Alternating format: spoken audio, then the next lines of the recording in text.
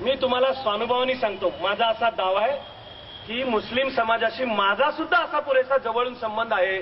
फासावर लटकवला तर पहिला आनंद मुस्लिम समाज सुद्धा व्यक्त करेल.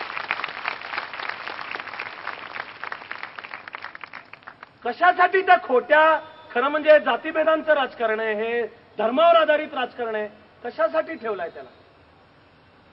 या देशात घटनात्मक यंत्रणा आहे का नाही? आपल्याला म्हणायचंय घटनात्मक यंत्रणेनी जात पात धर्म पंथ भेद न करता कायद्याची अंमलबजावणी केली पाहिजे.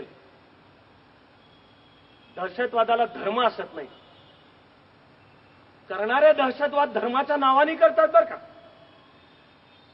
पण दहशतवादाला धर्म असत नाहीचा अर्थ मानायला पाहिजे की राज्यघटना आणि त्यातली सूत्र सार्वभौम आहेत आणि त्यामध्ये जे कायद्यासमोर समानता आणि कायद्याचं सर्वांना संरक्षण, म्हणजेच दहशतवादी कृत्य जर मुस्लिम कोणी करत असेल तर दयामाया न बाळगता जो करतो त्याच्यावर कारवाई व्हायला पाहिजे आणि एकाही निरपराधाला हात लागता कामा नये.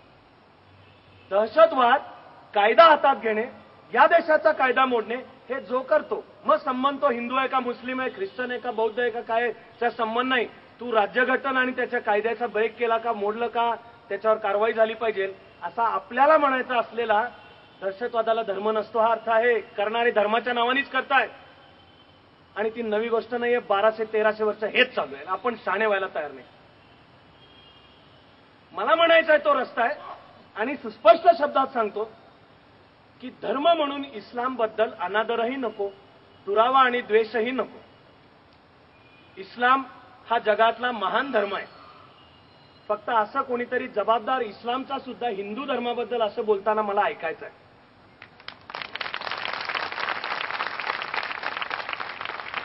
मूळ अर्थ अभिप्रेत इस्लाम म्हणजे शांती.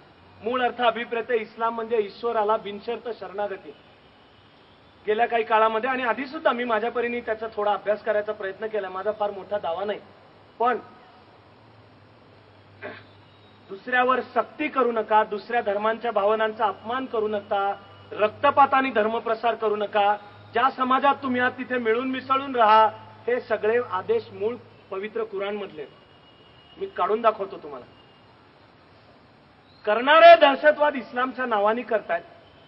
एक आनंदाची उलट गोष्ट म्हणायला पाहिजे की गेल्या 15 दिवसांमध्ये भारतातल्या अनेक मुस्लिम संघटनांनी आणि जबाबदार मुल्ला मौलवी यांनी एक फतवा काढलाय की दहशतवाद गैर इस्लामी आहे.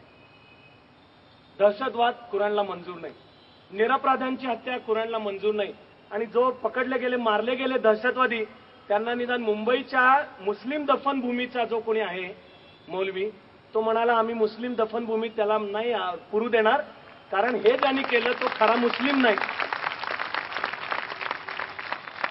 मुद्दाम भारतामध्ये हिंदू मुस्लिम भेद घडवून आणणं आणि द्वेष आणि हिंसाचारातून दंगली झाल्या तर शत्रूचं काम आपण करू. भारताची एकात्मता इतकी कचकडायची नाही. तेव्हा आपलं कर्तव्य बजावताना भारताकरता अगदी दहशतवादाचा सामना करण्यासाठी पुढे यायचं झालं तर मलाच विश्वास आहे की मुस्लिम समाज, भारतीय मुस्लिम समाज सुद्धा हैरेरीने पुढे येईल. एक विश्वासाचं आणि कायद्यासमोर समान म्हणजे दहशतवाद मुस्लिमांनी केला तर फार, किंवा नाही केला तरी केवळ मुस्लिम म्हणून संशयाने त्याच्यावर कडक कारवाई करा, हे नकोय. पण मुस्लिमांनी केला तर जरा सौम्य सौम्य धोरण घ्या. आणि माझं म्हणणं आहे की माझा असा दावा मला म्हणायचा आहे की सातत्याने जेव्हा दहशतवादामध्ये मुस्लिम नावं येत होती तेव्हा सरकार आपल्या गुप्तहेर खात्याला म्हणत होतं की सारखी मुस्लिमांची काय नावं आणा, काही हिंदूंची पण आणा की. दोन्ही चूक आहे, दोन्ही चूक आहे. योग्य धोरण आहे, कायदा हातात घेतला, घटना मोडली तर तो हिंदू आहे का मुस्लिमचा संबंध नाही, कडक कारवाई व्हायलाच पाहिजे. हे मी शिवाजी मार्ग हे उत्तर देतोय. शिवाजी मार्ग. अफजल खान चाल करून निघाला, महाराज प्रतापगडावर जाऊन बसले आणि पत्र पाठवत राहिले आदिलशहाला की माझं चुकलंय, मला कळलंय, पण मला शरम वाटतेय, त्यामुळे स्वतःच्या पावलांनी येऊ जमत नाही, इथं येऊन मला घेऊन जा. अफजल खान आणि आदिलशाह काय बावळट नव्हते. अफजल खान उत्तम सेनापती होता. अफजल खान स्वतः आधी आदिलशाहच्या वतीने त्या जावळीचा सुभेदार होता. त्याला नीट माहिती होतं की आपण जर तिथे शिरलो तर शिवाजीची 5 माणसं आपल्या 500 जणांना भारी पडणार आहे. तिथे नाही शिरलो तरी शिवाजीची 5 माणसं भारी आहेत ती गोष्ट वेगळी, पण ते अजून त्याला कळायचं होतं. म्हणून आदिलशहाने पहिल्यांदा एक जळजळीत फतवा काढला, दम देणारा सगळ्यांना, महाराष्ट्रातल्या देशमुखांना, की त्या शिवाच्या नादाला लागून तुम्ही गद्दारी करतात, ताबडतोब आम्हाला येऊन मिळा, नाहीतर तुमच्या घरादारानं गाढवाचा नांगर फिरवू